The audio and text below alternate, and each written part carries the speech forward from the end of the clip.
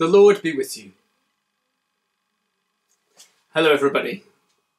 Last week we heard about how, as time went on, the pharaohs forgot about Joseph and enslaved the people of Israel, the descendants of Jacob.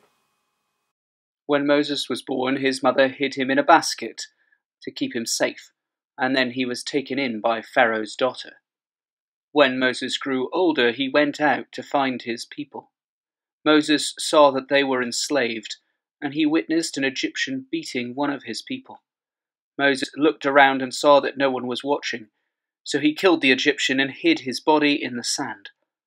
But Moses became scared that he would be found out, so he fled from Egypt to the land of Midian, where he got married and became a shepherd.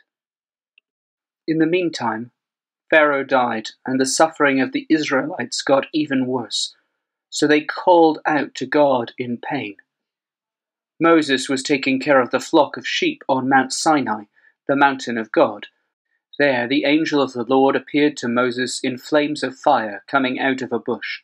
Moses saw that the bush was on fire, but it was not burning up. So Moses said, "I will go closer to this strange thing.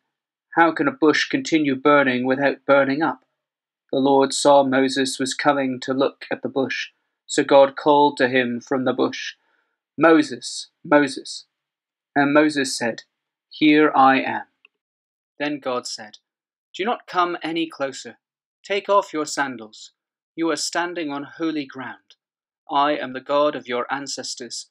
I am the God of Abraham, the God of Isaac, and the God of Jacob." Moses covered his face because he was afraid to look at God.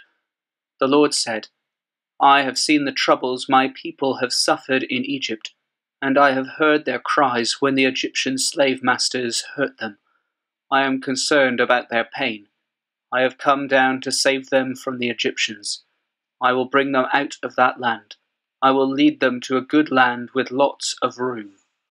God hears our cries for help and wants to help us. But of course there's always something that we must do, a part that we must play. When God asks Moses to help to save his people, Moses comes up with lots of very good reasons for why he couldn't possibly be the one to help. Moses questions who would follow him, how they will know God has sent him. Moses doubts he has the skills to lead his people out of Egypt. In reality, God calls each of us. We are each called to change our world, to help others, to improve the environment, to consider how what we do could affect others and how we can challenge injustice. We might feel like we're only one person. How can we make a difference? But the world is full of people who stood up and made a difference, not because they were necessarily special, but because they recognized they needed to. Whether it was Mary Seacole going and helping soldiers, or Rosa Parks sitting on a bus, or Ai Weiwei standing up for injustice in his native China, or Patrick Hutchinson picking up and carrying a man who he deeply disagreed with to safety. These are but a few examples. And there are many others of people who have stood up and done what is necessary to make our world a better place. Could you be one of them? So let us pray. Holy Lord, hear as your people cry out concerning injustice, as they cry out in suffering, as they cry out in despair. Help us to hear your calling, to do what we can, to make the world a better place, and to bring all people into your loving arms. Through Jesus Christ we pray. Amen. We say the prayer that Jesus taught us. Our Father, who art in heaven, hallowed be thy name. Thy kingdom come, thy will be done, on earth as it is in heaven. Give us this day our daily bread, and forgive us our trespasses, as we forgive those who trespass against us. And lead us not into temptation, but deliver us from evil. For thine is the kingdom, the power and the glory, forever and ever. Amen. We are all saints, and we aspire to learn with faith, faith that enables us to recognize everyone as loved by God.